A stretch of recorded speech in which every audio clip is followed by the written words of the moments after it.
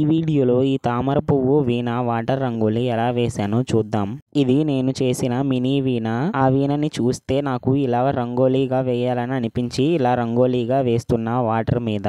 అందరికీ నమస్తే, మా ఛానల్ కి అందరికీ స్వాగతం. ముందుగా మా ఛానల్ ని సబ్స్క్రైబ్ చేసుకొని ఈ వీడియోకి ఒక లైక్ చేయండి. ఇక వీడియోలోకి వెళ్తే, ఈ రంగోలీ వేయటానికి ముందే అండర్ వాటర్ రంగోలీ వేశాను. దాని మీదే వాటర్ ఎక్కువ పోసేసి ఇలా ఫ్లోటింగ్ వాటర్ రంగోలీ వేస్తున్నా. నాకు ఏ రంగోలీ కానీ ముగ్గు కానీ ముందు బోర్డర్ వేసుకొని ఆ తర్వాత రంగులు వేయటం అంటే అలవాటు. ఆ అలవాటు ప్రకారమే ఇలా ముందు బోర్డర్ గీసేసుకున్నా, తర్వాత రంగులు వేస్తున్నా. నా మైండ్ లో ఈ తామర పువ్వు వీణ డిజైన్ ఎప్పటి నుంచో ఉంది. దీనినే నేను ముగ్గులో కూడా వేశాను.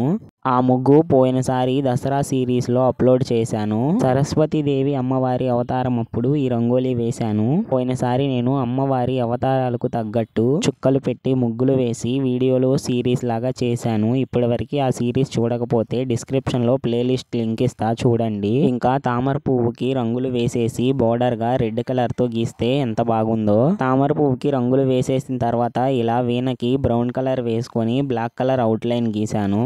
ఈ black colour outline black లాగా కనిపిస్తుంది, కానీ నేను బ్రౌన్ బ్లాక్ కలిపి మిక్స్ చేసుకొని ఇలా గీస్తున్నా. ఆ తర్వాత వీణకి స్ట్రింగ్స్ కి ఎల్లో కలర్ వాడాను. తయారు చేసుకున్న వీణలో కూడా మా ఇంట్లో మగ్గానికి వాడే పాలిస్టర్ దారాలు ఎల్లో కలర్ వి స్ట్రింగ్స్ గా కట్టాను.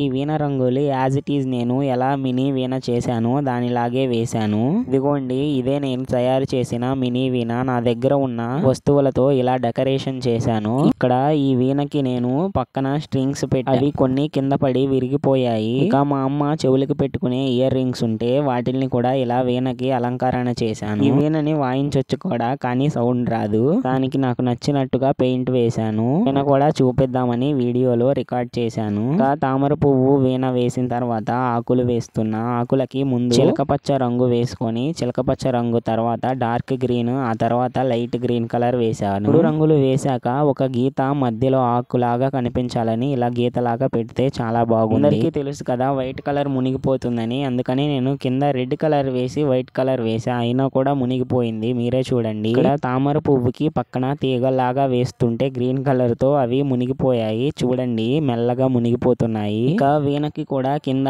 స్ట్రింగ్స్ లాగా వస్తుంది, అలా కూడా ట్రై చేసి వేశాను. స్ట్రింగ్స్ వేస్తున్నప్పుడే మునిగిపోయాయి. వైట్ కలర్ అంతా క్లియర్ గా కనిపిస్తుంది. స్ట్రింగ్స్ అండి వేసేసిన తర్వాత కింద చాలా ఎంటీ ప్లేస్ అనిపించింది నాకు. ఆ ఎంటీ ప్లేస్ లో ఏమేయాలని ఆలోచిస్తుంటే మా అమ్మ మన ఛానల్ పేరు రాయిరా అని చెప్పింది. అందుకని ఎల్లో కలర్ వేసేసి 3D లాగా షేడింగ్ ఇచ్చి ఇక నా ఛానల్ నేమ్ వేయటం మొదలు పెట్టాను.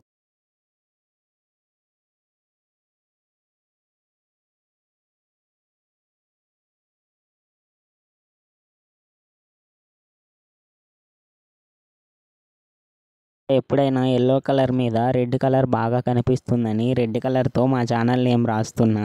వీడియో రికార్డ్ చేసేసి దీన్ని చెరిపేసేటప్పుడు కూడా నేను చూసుకోలేదు. ఈ పేరు రాసేటప్పుడు ఒక మిస్టేక్ అయితే చేసేసాను. మీరు గమనిస్తే కామెంట్ లో చెప్పండి ఆ మిస్టేక్ ఏంటో. కింద ఇంకా ఖాళీ ఉంటే యూట్యూబ్ లోగో వేద్దామని యూట్యూబ్ లోగో కూడా వేసేసా. ఇంకా వైట్ కలర్ మునిగిపోయిందని దాని మీద రెడ్ కలర్ వేసేసి డాట్స్ లాగా పెట్టా వైట్ కలర్ వి.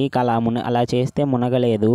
ఇంకా ఫైనల్ గా మా రంగోలి అయితే కంప్లీట్ అయిపోయింది. ఈ వీణ తామర పువ్వు రంగోలి ఎలా ఉందో కామెంట్ లో చెప్పండి. ఛానల్ ని కొత్తగా చూసే వాళ్ళు దయచేసి సబ్స్క్రైబ్ చేసుకొని చూడండి. అలాగే మన ఛానల్లో ఈ వాటర్ రంగోలి నేర్పిస్తూ సిరీస్ చేస్తున్నా. ఇంకా వాటర్ రంగోలి అంటే ఇంట్రెస్ట్ ఉండి నేర్చుకోవాలనుకునే వాళ్ళు డిస్క్రిప్షన్ లో లింక్ ఇస్తా, చూడండి. Thank you for watching.